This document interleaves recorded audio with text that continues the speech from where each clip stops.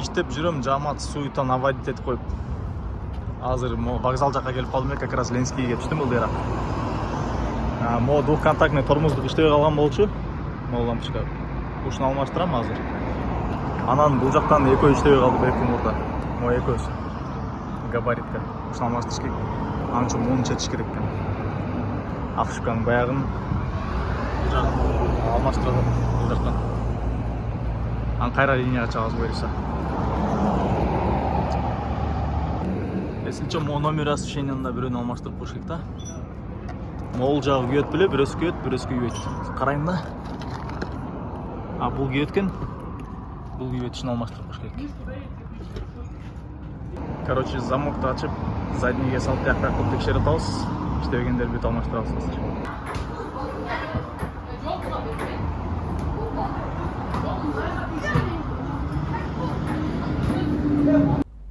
Яндекс таксиде бизде Бишкекте дагы эми пассажирлер водительдерге дагы өзүнүн личный номеринен чала турган возможность алып салыптыр. Эми через интернет звонок кылабыз.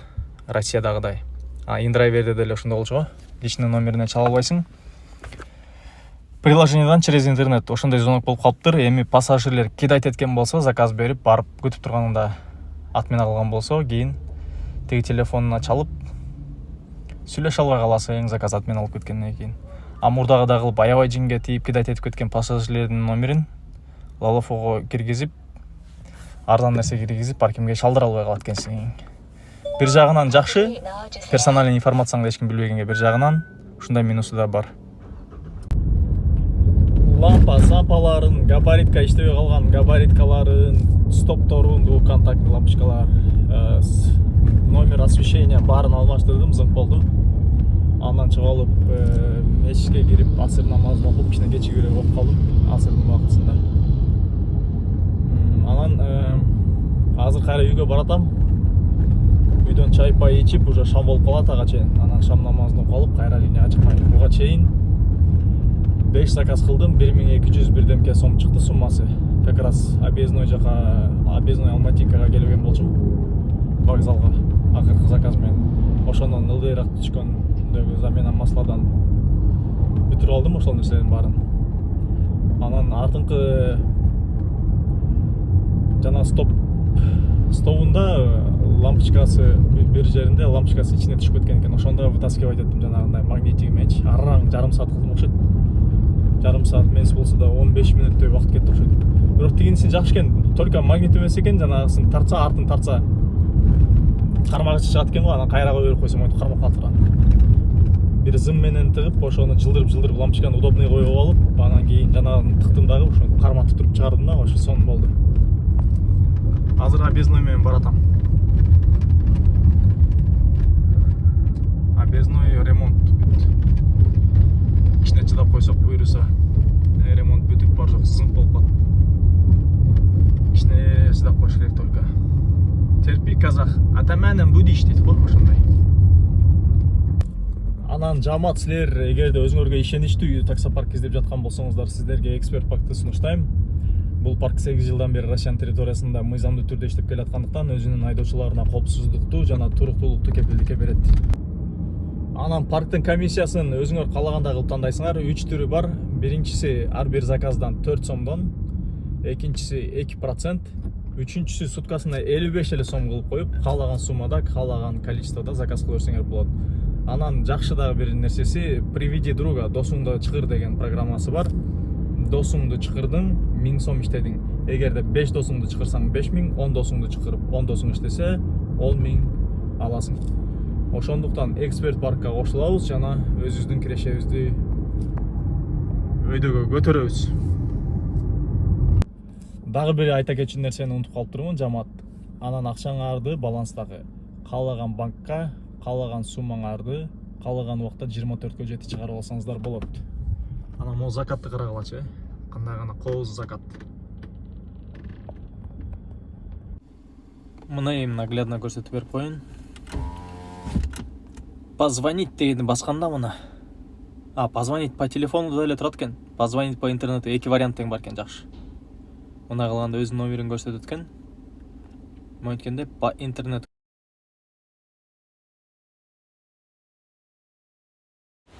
999 ОАК, общий анализ крови дейт. Врачтың машинасы окшойт походу, Функция жаңа киргендиктен монда бак бар экен приложениеда катасы. Пассажирге чалбасаң деле ошол жерге звонок деген жерди басып көрөйүн десең эле ошондон кийин ушундай кылат экен. А муну өчүрсөң өчпөй калат экен. Анан бул жакта турар экен пассажир там звонок тургандайчы. 000 деп там маяктан секундалары болсо секунда кетмек сүйлөшсөң. Бирок ушунусу жоголбой калып атат. Приложение жаап туруп анан кайра ачып көрөлүчү. Ошондо жоголуп болду экен. Айткандай эле приложениени жаап туруп кайра ачканда жоголуп кетти. Жана картаны масштабы чоңоюп кичине бербей калды эле, жакынга келип мисалы үчүн заказдан баратсаң ушундай эле болуп туруп калат да. Маршрутты примерно монтип алыстатып пландаштырып алайын деп карайын десең кайра эле монун болуп кетет резко. Кайра тартсаң кайра эле резко монун болуп кетет. Приложениени жаап туруп кайра ачтым эле, анан ошол проблема жоголгон да. Ошон үчүн көп нерселерди ушинтип жоготсоңор болот проблемаларды. Приложениени жаап кайра ачасыңар. Аэропортто суюта. Мындай туруп Манкен Фоксту билесиңерби? Ошентип 1250 сомго аэропортко келип калдым. Түнкү саат 12:57 өттү. Бесплатный парковка зонага кирдим, бияктан келатып эле экономду көгүзүп алгам да заранее, чтоб өчүрткө турбай калбайын деп. Экономдон эртерээк болсо экономдон алып алып кете берем деп. А так аэропорттун зонасына чейин киргенден кийин уже көгүзсөңөр болбой калат. Өчүрттөн ыргыт берет. Эконом 2 саат дейт, комфорт плюс 2 саат, 6-10 место. Чото илип кетчүдөй окшойт, чото кандай деп ойлойсуңар? 6-10 бат эле келип калчудай да, бирок рейстерди карайлычы азыр чогуу. Аэропорт Манас деп жазабыз. Airport.kg'ге киребиз бияктан. Прибытие деген киребиз. Анан азыр 12:58 өтсө 3:15 Стамбулдан, 3:40 Москвадан, Внуково, Анталия 3:40 башталат экен. Азыр 1 болсо 2-3 та 2 сааттан кийин самолеттер келе баштайт экен. Бул аэропорттун бесплатный парковкасы. Бул жактан киргенде маяктан мындай фастфуд пайда болуп калыптыр. Жакшы болуп турбайбы, удобство, кофе, софе. Заказ береличи бар. Аэропортко келгенден кийин футбол көрөйүн деп чечтим, как раз Германия менен Португалия Лига нацияда ойнап калды. Биринчи тайм бүттү, гол жок.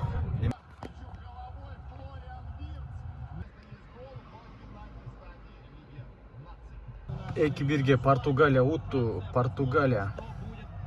Ошентип жамаат бүгүнкү смена бүттү, аягына келип жетти. Азыр үйгө баратам, жана аэропорттон дагы заказ менен келдим. Канча 750 сомго келгем.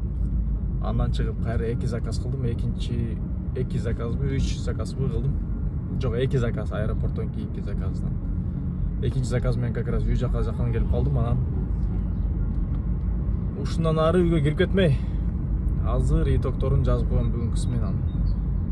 Бүгүнкү итоктор монда болуптур. Саат 3-тө чыгыптырмын. Анан 5ке чейин иштедим. Ортосунда перерывтар менен да, ортосунда перерывтар көп эле болуп кетти. Точно билбейм канча экен. Бирок 3-төн 5ке чейин 14 саат на ногах болуп турмун. Чисто иштегеним бир 10 сааттай го дейм. 10 саат, 11 сааттай. Анан 12ден кийинки заказдар булар. 2374 кошу 2090. 2390 74 бүлө 2090 2090 4464 кетиптир. Минусовать өтөбүз 1600 аренда 2864. Ошондо 864 газга кетсе примерно. Даже андан деле аз кетти да. Потому что аз эле иштедим. Анан 2000 сом чисто калат экен. Ушундай болупту бүгүнкү смена.